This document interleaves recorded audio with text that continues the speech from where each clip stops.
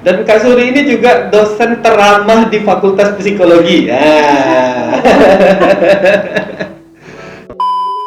kalau masalah-masalahnya itu yang saya temukan macam-macam. Ada misalnya masalah dalam orientasi seksual yang berbeda. Misalnya ya dia menganggap bahwa gimana nih orientasi seksual saya tidak sama seperti orang-orang pada umumnya, sehingga pada akhirnya membuat dia menjadi stres. Tidak menutup kemungkinan juga kalau misalnya level stresnya sudah berat, itu bisa jadi psikolognya akan kolaborasi sama psikiater. Jadi kadang-kadang mungkin orang ini juga sudah memerlukan bantuan obat juga, gitu, untuk membuat dia lebih. Oh, berarti nggak boleh terus langsung pakai obat ya? Nggak boleh.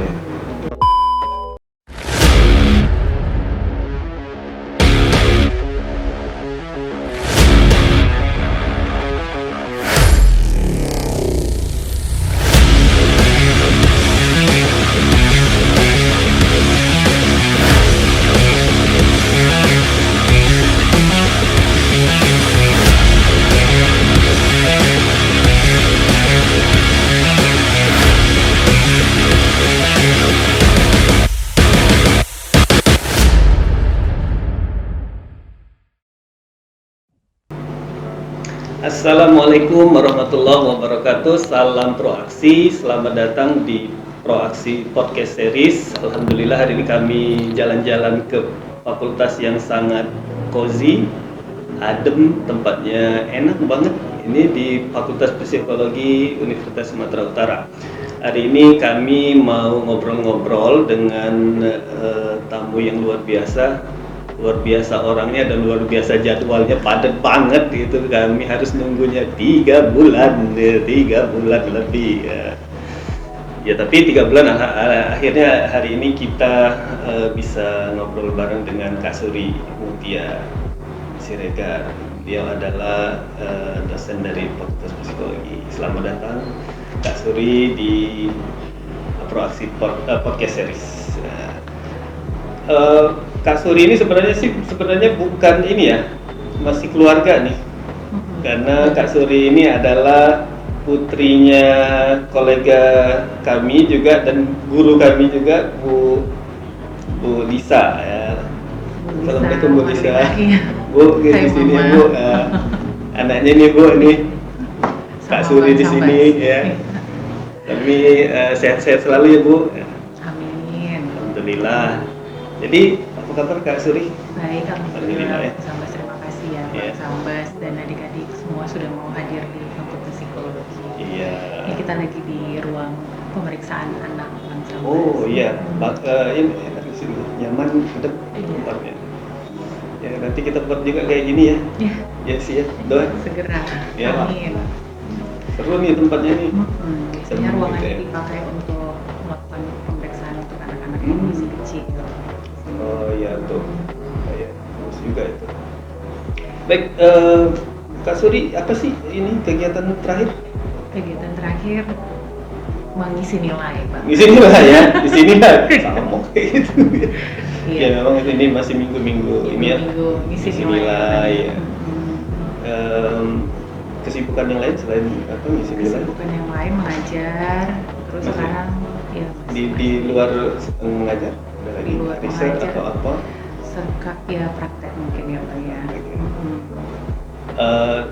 Kak Suri ini yang saya tahu juga beliau ini sangat aktif di luar di organisasi ini. Masih di HMI masih? Kahminya ya Pak ya, di masih ya? alumninya. Iya, Oh, Abang iya. tahu sih. Tahu dong. Tahu ya. Tahu.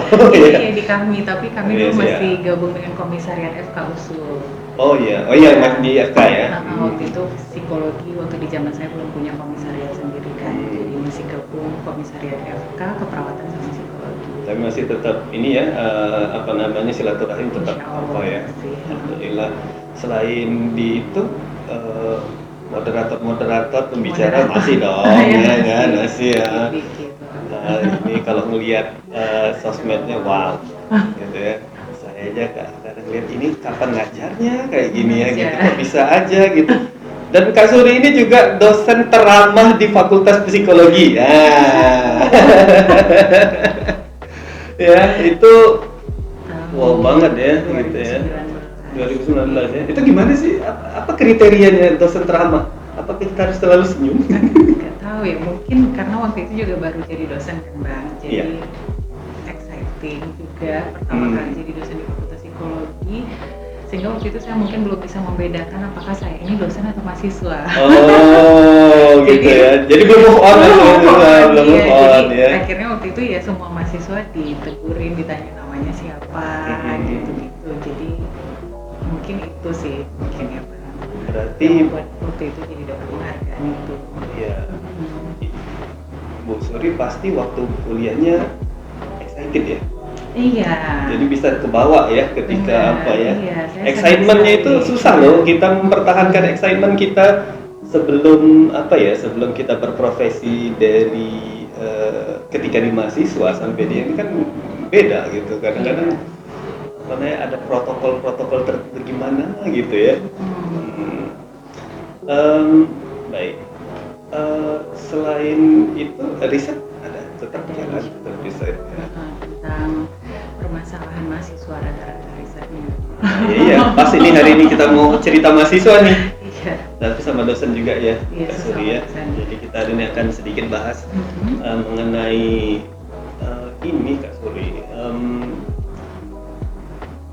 Kita sering dengar sih apa namanya di sosial media ataupun di artikel-artikel tentang apa namanya kebanyakan sih remaja atau terutama mahasiswa yang healing sebentar healing emang is it necessary? Mungkin gimana menurut Suri? Mungkin healing itu tergantung dari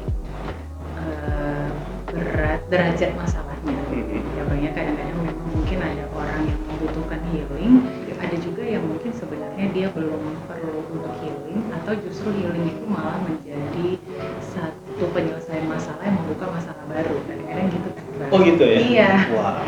Mungkin aja dia memilih healing sebagai salah satu jalan keluar masalah, cuma ternyata healing ini malah jadi masalah baru buat dia, misalnya jadi masalah di finansial Iya sih. atau mungkin jadinya dia meninggalkan beberapa kegiatan-kegiatan yang karena harus healing. Ya kadang di kampus juga nggak hadir ya. Betul, jadi mungkin kita boleh bahas mungkin sedikit tentang Stres, iya pasti itu stres ya penyebabnya ya Kak Suri ya. Kemungkinan biasanya stres, ada Apa sih masalah-masalah. sebenarnya kalau mungkin beda ya di era setiap era itu kan mungkin ada tren-tren, ada nggak kayak trennya gitu ya Kak Suri ya? Atau kayaknya setiap saat itu kayaknya sama aja deh masalah mahasiswa atau gimana gitu? Mungkin permasalahannya yang terjadi waktu zaman kita masih mahasiswa, Bang Sambas masih mahasiswa, saya masih mahasiswa, itu dialami juga oleh mahasiswa yang pada saat ini, hanya saja mungkin beda cara menyikapinya dan juga mungkin beda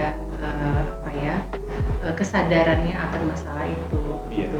Jadi itu yang mungkin pada akhirnya membuat kita menganggap bahwa antara generasi kita dulu dengan generasi yang sekarang itu berbeda gitu, padahal mungkin pola masalahnya itu mirip gitu banget. Nggak apa-apa, saya boleh mungkin menceritakan beberapa masalah mahasiswa. Ya udah langsung aja, nggak usah nanti sekarang aja ya. Kita ini ya, dari tadi nih udah semangat nih mau dengerin apa ini ya gitu. Iya, jadi ada beberapa masalah mahasiswa yang mungkin pernah saya temui ya Bang ya, kalau misalnya di ruang praktek, kebetulan dulu sekali waktu pertama kali jadi dosen sempat bergabung di UPKBM USU namanya Bang. Di UPKBM USU itu semacam lembaga konselingnya USU yang kita memang menerima klien-klien mahasiswa untuk cerita ke kita. Sampai sekarang pun UPKBM itu masih ada, jadi masih menerima klien-klien. Hanya untuk kita di mahasiswa USU aja? Hanya mahasiswa USU S1 sampai S3, tapi memang dosennya belum difasilitasi sih Bang, padahal mungkin dosen perlu juga kali ya. Iya dong. Iya, tapi masih saja. Iya, kan sebenarnya kan problem sih seluruh apa namanya level pasti punya problem, bahkan pejabat pasti juga punya problem. Iya, gitu, tapi belum ada. Nah, sekarang saya memang nggak begitu aktif lagi di sana, cuma masih menerima juga konseling mahasiswa kalau misalnya insya Allah ada waktunya, pas waktunya tetap diterima. Nah, kalau masalah-masalahnya itu yang saya temukan macam-macam, ada misalnya masalah dalam orientasi seksual yang berbeda. Misalnya ya dia menganggap bahwa gimana nih orientasi seksual saya tidak sama seperti orang-orang pada umumnya, sehingga pada akhirnya membuat dia menjadi stres. Atau misalnya permasalahan dengan kedua orang tua, yang mungkin orang tuanya nggak harmonis di rumah, sehingga sebenarnya mungkin masalah langsungnya dengan dia nggak ada sih gitu. Orang tuanya yang mungkin bertengkar, tapi akhirnya anaknya juga merasakan stres. Efek dari pertikaian antara orang tuanya, sehingga pada akhirnya ya itu mengganggu kuliahnya juga gitu. Atau masalah pertemanan itu juga kadang-kadang dialami sama mahasiswa. Termasuk bully di antara teman-teman. Ada juga ya. Dikucilkan ya Bang, misalnya dianggap kurang pintar, jadi pada akhirnya kalau teman-teman yang bikin kelompok dia nggak pernah diajakin. Gitu kan. Jadi apa ya, belum bisa nerima ya, kalau bahasa Jawanya nggak nerimo gitu. Iya. Perbedaan. Iya betul. Jadi kadang-kadang saya kesulitan nih untuk mencari kelompok di kelas, nggak ada yang mau satu kelompok sama saya karena saya nggak pintar misalnya gitu. Sehingga dia selalu berharap maunya kalau dosen bagi kelompok itu dosennya aja yang bagi kelompok, jangan mahasiswanya disuruh cari kelompok sendiri karena nggak akan ada yang mau satu kelompok sama saya gitu. Sedih sih sebenarnya mungkin ya masalah-masalahnya, cuma itu yang harus dihadapi Bang. Jadi kita bantu mungkin untuk mengurai masalahnya, sama mungkin mencari jalan keluar yang sesuai dengan dia. Tapi sejauh ini kalau porsi atau mayoritas masalah yang paling sering kita dihadapi di USU ini kasusnya apa? Kalau yang hadir di saya salah satunya mungkin ya tadi ya Bang, pertikaian orang tua.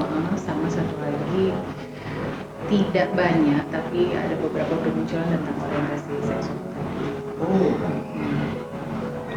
Iya, ini perlu juga kita menarik. Tidak disangka mungkin ya.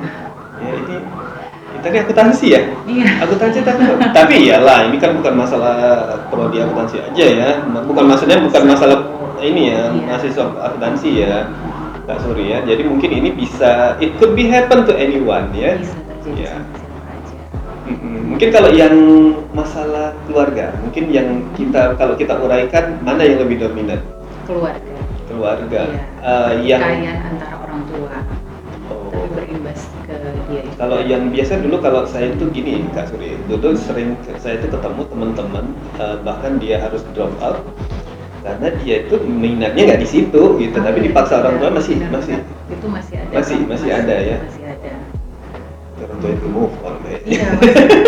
Udah lama banget itu. Iya benar. Itu mahasiswa yang dia sampai tingkat 3 kan kita 4 tingkat ya kan. Sampai tingkat 3 itu memang masih SPMB terus. Oh iya? Gitu. Kapan selesai? Iya, kayak gitu. Dia tidak mau berada di jurusan yang di mana dia berada itu gitu. Sehingga waktu itu saya akhirnya membantunya adalah tanya sama dia, kamu SPMB terakhirnya rencananya kapan? Gitu. Dan waktu itu dia bilang, baiklah Kak gitu, ini SPMB terakhir saya karena sudah tingkat 3 gitu. Karena memang gara-gara dia terus berharap bahwa saya akan lulus di program studi impian saya itu, yang masih dijalaninya ini agak diabaikan. Jadi di sini IP-nya jelek, sementara tidak masuk nih ke prodi harapan itu kan. Gitu. Jadi akhirnya jadinya masalahnya bertambah-tambah gitu kan, di prodi ada masalah yang diharapkan juga. Iya, jadi terlalu banyak gap ya Kak Suri ya. Tetap ada ya. Makanya kalau penerimaan mahasiswa baru di psikologi biasanya kami selalu tanya, di sini siapa yang psikologi bukan pilihan pertamanya? Oh gitu? Iya, jadi yang ini ya udah nanti diarahkan ke dosen PA-nya, ditanyain kira-kira perlu bantuan gitu kan. Nah ini mungkin sekalian Kak Suri buat tips buat dosen PA-nya nih.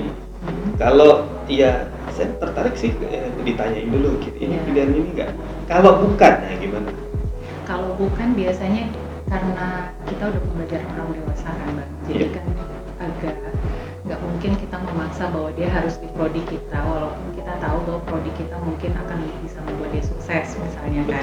Tapi kan nggak mungkin kita memaksa kamu harus jadi psikolog gitu, psikolog banyak peluang.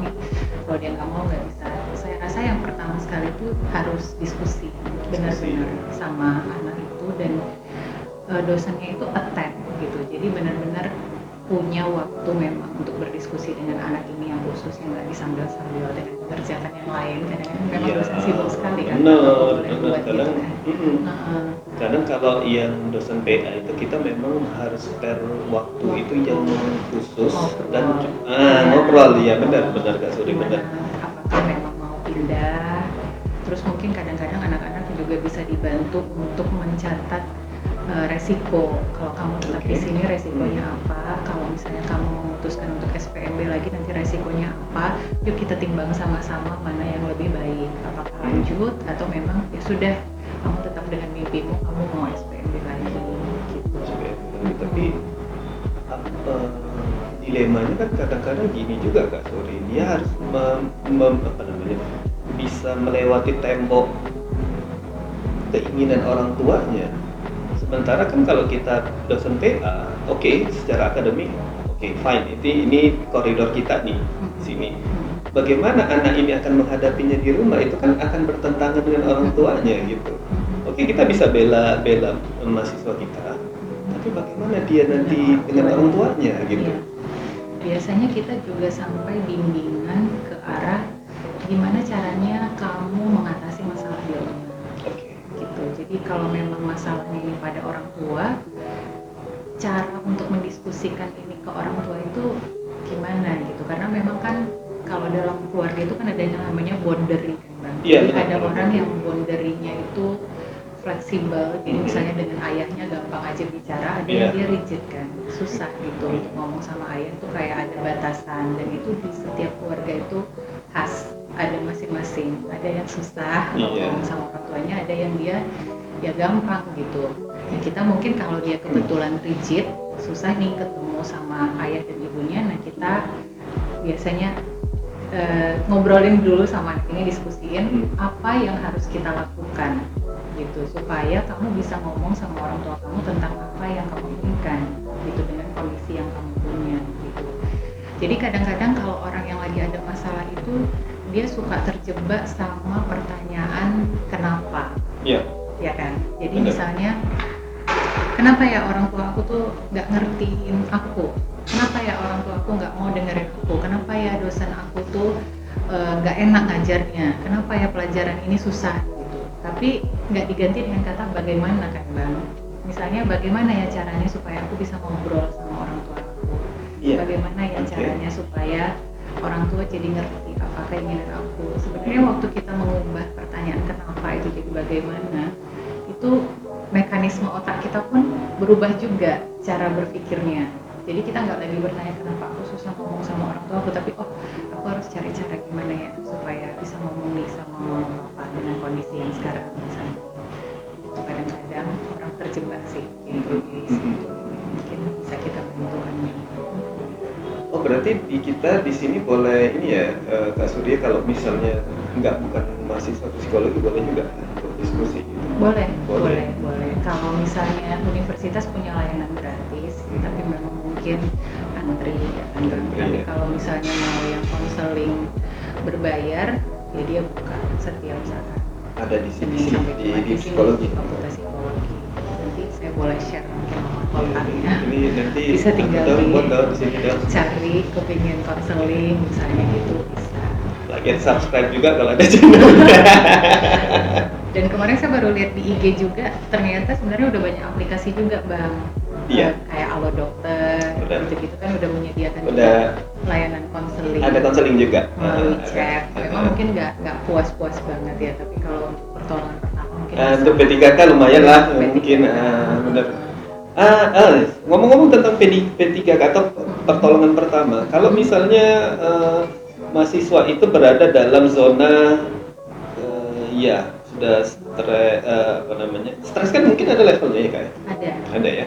Mungkin kita ke situ dulu Kak. Mungkin di mahasiswa itu levelnya gimana Mak? Levelnya. Jadi mungkin kita ke definisi dari si stres itu dulu.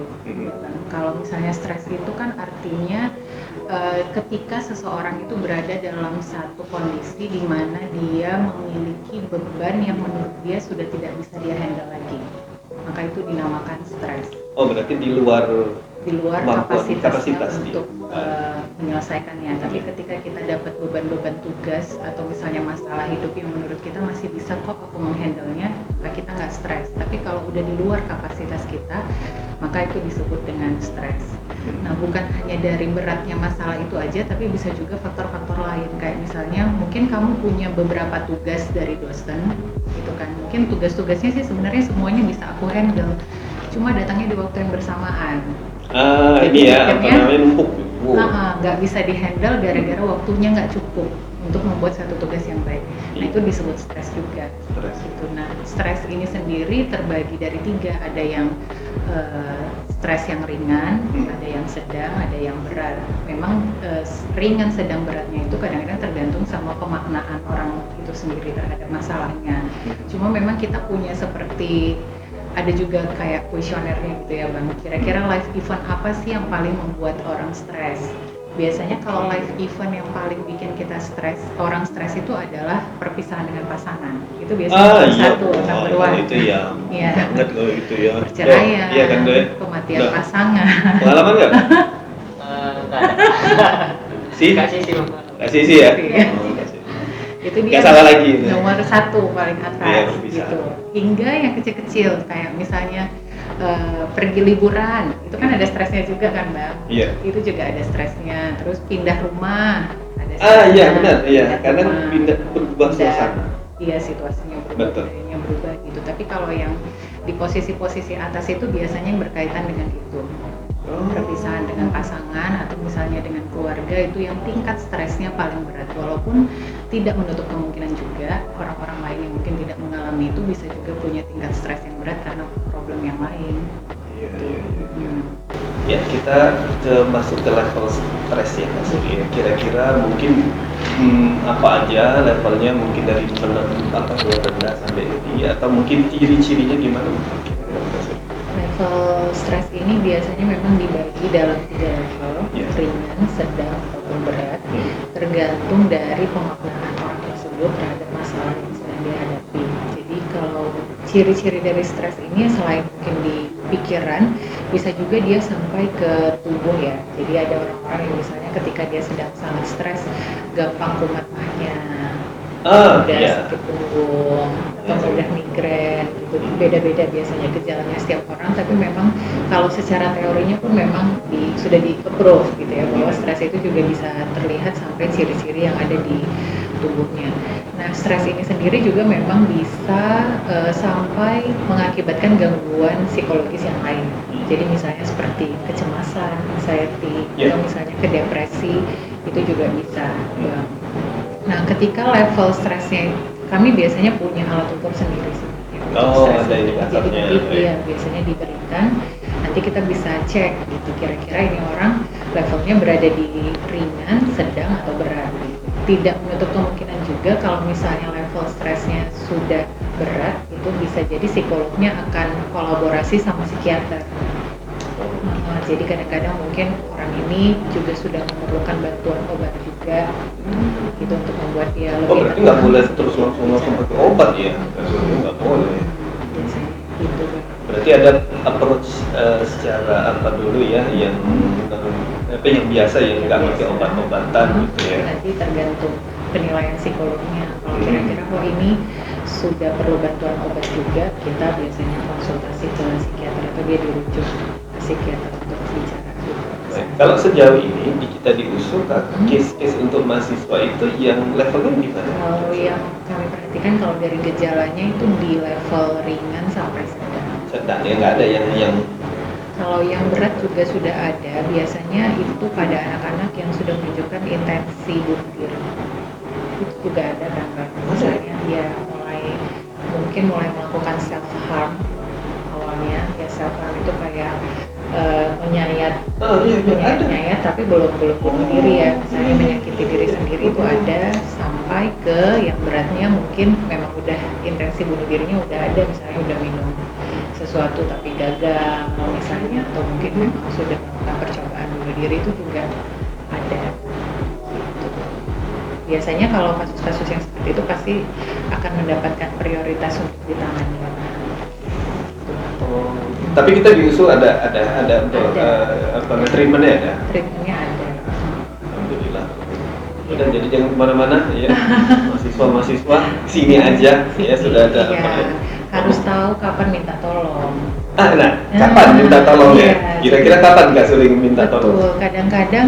Kadang-kadang ketika kita punya masalah itu dia menjadi semakin berat ketika kita nggak tahu bahwa udah waktunya kita sebenarnya minta tolong. Nah, kapan kita waktunya untuk minta tolong? Ketika permasalahan yang kita punya itu sudah mulai mengganggu aspek-aspek yang ada di sekitar kita, baik itu aspek sosial, pekerjaan, hubungan kita dengan orang lain gitu ya. Misalnya aku ada problem terus sekarang aku jadi makin mudah bertengkar dengan orang lain, pekerjaanku nggak selesai gitu kan. Terus habis itu apalagi misalnya secara sosial mulai jadi orang yang menyebalkan, misalnya jadi mengganggu orang banyak.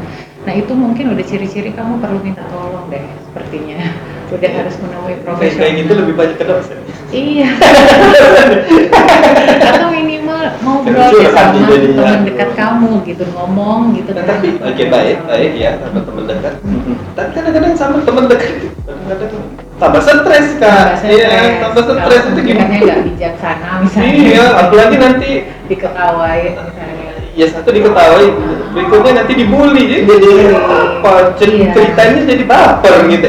Apaan ini gitu ya? Iya, kita harus punya lingkaran sosial support yang baik. Orang-orang yang bisa memberikan support ya kepada kita ketika kita berada dalam titik-titik yang terendah itu harus dipelihara. Gitu, orang-orang yang ada dengan kita itu, entah itu teman, keluarga, adik-adik kamu atau siapa gitu yang kamu tahu. Termasuk dosen juga. Termasuk dosen juga. Ini seperti Bang Sambas kan. Saya dengar senang kalau misalnya mendengarkan mahasiswa-mahasiswa yang sedang bermasalah. Nah itu didatengin aja gitu. Biasanya sih dosen terbuka. Bahaya ini. Nanti semua datang ke saya. Kak Suri ya promonya ini luar gawat ini. Biasanya kan dosen terbuka ya tapi ya Bang. Iya. Pasti kita nggak mau lah maksudnya mahasiswa sampai punya masalah yang berat sekali. Iya, karena karena akan mengganggu proses belajar dan mengajar juga. Kita akan nggak nyaman juga kalau misalnya mahasiswanya itu ada problem kan. Baik. Mungkin kita boleh ke coping. Coping boleh. Gimana? Tadi kita sudah kapan? Nah sekarang gimana cara mengatasinya? Jadi kalau misalnya secara umum di psikologi itu coping ada dua. Yang pertama ada problem fokus coping, yang kedua adalah emosional fokus coping. Jadi problem sama emosional. Kalau misalnya problem fokus coping ini adalah orang-orang yang ketika dia mengalami masalah, dia fokus sama masalahnya. Jadi kalau aku mengalami masalah, misalnya IP aku jelek nih masalah, maka aku akan belajar lebih keras supaya IP ku naik. Jadi dia fokus masalah ini harus kuselesaikan nih, gimana nih cara menyelesaikan masalahnya. Problem fokus kan. Yang kedua adalah emosional fokus coping. Jadi ketika dia menghadapi satu masalah, dia nggak fokus sama bagaimana mengatasi masalah ini, tapi dia fokus sama sisi emosinya. Jadi misalnya, ini IP aku jelek, hati aku sedih. Oke, bagaimana nih supaya hati aku nggak sedih lagi? Aku pergi healing deh. Healing. Jalan-jalan supaya hati aku gembira lagi, misalnya. Jadi ya udah, habis itu aku bisa kuliah lagi gitu. Walaupun sebenarnya masalah utamanya yang IP jelek tadi nggak selesai. Oh iya. Tapi dia karena dia fokusnya sama si emosi tadi kan, sama penyelesaian emosi. Dia sambilkan emosi dulu, baru comeback. Gitu. Nah, sebagian besar orang ada yang menganggap bahwa problem fokus coping itu lebih bagus daripada emosi kan. Kalau kamu ada masalah, selesaikan dong masalahnya. Kamu jadi fokusnya sama emosi kamu sendiri, sibuk-sibuk healing dan segala macam gitu kan. Iya benar. Iya kan. Tapi sebenarnya kalau dari teorinya dua-duanya itu sama-sama baik karena tergantung tipe masalahnya. Ada masalah-masalah yang kadang-kadang memang nggak mungkin untuk diselesaikan, nggak bisa gitu. Misalnya kamu menghadapi kematian misalnya, nggak bisa diselesaikan, nggak bisa hidup lagi gitu. Nah pada saat itu kalau kamu ambil emosional fokus coping nggak apa-apa gitu. Yang penting kamu emosi negatifnya rilis dulu, ya it's okay, ambil aja yang emosional, nggak usah yang problem.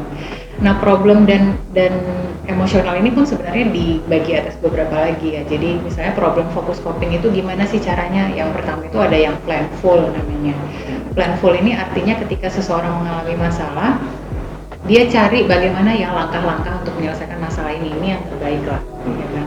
Yang kedua itu ada konfrontatif coping, ya ini problem fokus juga, dimana ketika dia menghadapi satu masalah maka dia akan berkonflik dengan orang lain supaya masalahnya selesai, berantem lah gitu ya, agresif dia pokoknya supaya masalah ini selesai, aku maki-makian deh sama orang supaya selesai. Kebanyakan kayak gitu ya. Kebanyakan kayak gitu, dan itu problem juga sebenarnya, tapi kan kurang baik ya Pak. Yang ketiga, seeking social support. Jadi ketika dia punya masalah, dia cari siapa orang yang bisa bantu aku nggak bisa ngerjain tugas ini, siapa teman-teman yang mungkin bisa aku berdayakan untuk membantu mengerjakan tugas aku, itu termasuk problem. Nah kalau misalnya emotional focus coping, ini juga ada beberapa cara. Yang pertama itu ada positive reappraisal namanya. Jadi ketika kamu mengalami satu masalah dan kamu tahu aku nggak bisa nih mengatasi masalah ini, maka salah satu cara yang bisa kamu lakukan adalah melakukan positive reappraisal, yaitu kamu mengambil makna positif dari masalah itu. Hikmah. Cari hikmah kalau agama. Iya, sepertinya masalah ini akan membantu aku mendewasakan diri. Sepertinya masalah ini akan membuat aku lebih kuat di masa yang akan datang. Itu termasuk emosional juga. Jadi kita rilis gitu, ya udahlah nggak apa-apa.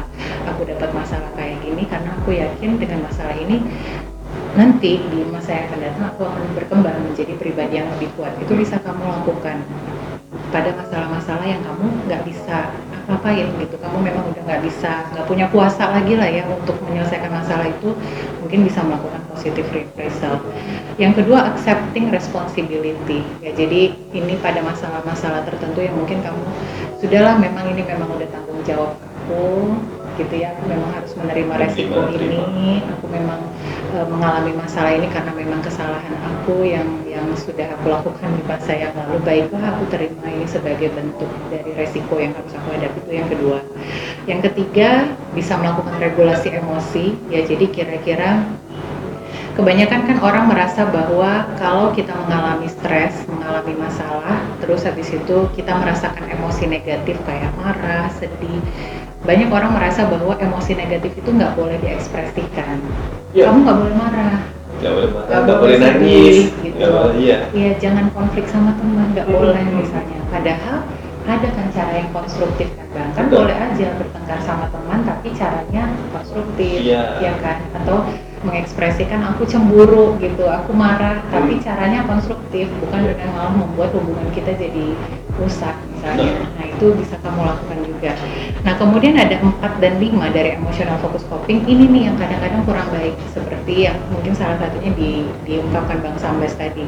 Yang pertama tuh ada escape ya, jadi ada orang-orang yang ketika dia punya masalah larinya ke obat-obatan, pelarian, obat-obatan, pakai narkoba, mabuk misalnya supaya lebih tenang. Atau yang kedua dia distancing, jadi distancing ini dia malah menghindar, udahlah aku anggap masalahnya nggak ada nih masalahnya, udah nggak usah diselesaikan, nggak usah apa, udah aku lupakan masalah ini, nggak ada, ya udah, jadi masalahnya nggak selesai, emosinya juga nggak rilis karena dia udah aku lupain aja masalah ini gitu. Nah dua ini Bang kadang-kadang yang mungkin jadi masalah, termasuk yang healing tadi. Ketika kamu healing tapi itu bukan untuk merilis emosi tapi malah distancing tadi kan. Oh jadi healing itu lebih ke distancing. Kadang ada orang yang gitu kan, dia healing untuk menghindari masalahnya, bukan mencari solusi. Iya, kecuali kamu healing udah ada tujuannya supaya aku lebih refresh, emosinya lebih positif, terus aku udah siap nih jadinya menghadapi masalah ini kembali, itu oke. Tapi ketika healingnya itu untuk menghindari masalah, itu kan jadi muncul masalah baru kan, jadi dia masuknya ke distancing tadi. Karena ini kayak seperti kayak rantai ya. Kayak rantai. Ya, kayak rantai, ketika masalah itu pasti akan berhubungan ke yang lain gitu ya. Ketika kita selesaikan satu, ya masih ada rantai-rantai yang lain kalau nggak benar ya. Ini saya dapat key key point ya, jadi bahwa harus circle-nya dulu ya kayaknya ya, dari lingkungan circle dari si mahasiswanya dulu Kak ya, harus maksudnya benar yang kondusif ya, kayak kondusif ya. Tapi itu idealnya, tapi prakteknya kan nggak ideal gitu ya kan ya. Kadang ya keluarganya bagus, tapi temennya ya gimana gitu kan, atau dosennya juga ya gimana gitu ya kayak gitu ya, gitulah jadinya ya. Ya sebenarnya mahasiswa dan dosen itu juga punya problem yang hampir karena kalau dari yang dijelaskan Kak Suri tadi hampir kayaknya dialami juga nih oleh dosen gitu. Cuma kayaknya kalau kita bahas di sini ya sempet ya. Mungkin itu harus pakai buat toxic relationship gitu ya Pak. Boleh. Hubungan Kalau udah ini nih Kak Suri udah buka episode kedua nih kayaknya ya. Iya. Cuma sih nanti buat poin lagi sih kapan sih waktunya sih ini asik nih gitu ya, exciting gitu apa namanya, karena ini ya kita ya benar. Kita ya bukan hanya dosen aja, sebenarnya di antara mahasiswanya juga ada yang punya bakat-bakat kayak apa namanya, bisa jadi apa namanya teman bicara yang apa ya, yang baik gitu. Ini kan bisa jadi motivasi juga gitu. Karena memang tujuan kita program Proaksi ini semua sih sebenarnya motivation ya. Jadi kita sebenarnya tamu-tamu kita juga atau narasumber kita juga sih nggak harus dari apa, yang penting dia bisa memotivasi sih sebenarnya gitu. Jadi ya saya waktu udah habis nih tuh, nggak boleh panjang gitu ya. Boleh nanti minum kopinya. Iya, nanti kita minum. Terima kasih Kak Suri. Jadi sebenarnya kami masih mau lama-lama di sini, cuma kita akan cut dulu untuk episode ini sampai di sini. Nanti kita akan lanjut, insya Allah nanti kita juga bahas tadi menarik yang terutama, tapi sih alhamdulillah kita sudah mencapai gimana cara mengatasinya, alhamdulillah dengan sangat komprehensif tadi, walaupun singkat tapi padat ya. Jadi ke depan nanti kita akan ngobrol lagi tentang area-area di kalangan mahasiswa ya Kak Suri ya, terutama juga bagaimana how to interact dengan dosen ya, karena dosen itu juga nggak seluruhnya ideal, ada yang ideal ada yang enggak gitu. Gimana cara kita menghadapi, atau sebaliknya gimana cara dosen menghadapi mahasiswa yang tidak ideal atau di luar ini dia di luar apa namanya, di luar ekspektasi dia gitu. Baik ya, terima kasih Kak Suri untuk sesi kali ini. Insya Allah kita nanti ketemu lagi di sesi berikutnya. Semoga kita selalu dalam keadaan sehat selalu, jadi bisa kita ngobrol dan terus bisa memberikan motivasi dan inspirasi ke para proaksier semuanya. Jadi ya sekali lagi terima kasih Kak Suri ya. Insya Allah kita ketemu lagi. Salam kami untuk seluruh keluarga besar di Fakultas Psikologi. Insya Allah nanti kami mampir lagi. Dan itu saja apa namanya, bincang-bincang podcast kita hari ini. Insya Allah kita ketemu lagi dengan tamu-tamu yang luar biasa. Kalau ada saran tamu mana yang mau kita undang, silahkan isi di kolom komentar ya untuk direkomendasikan. Jadi itu aja, saya akhiri dengan assalamualaikum warahmatullahi wabarakatuh. Salam proaksi, stay safe, stay shine, bye bye.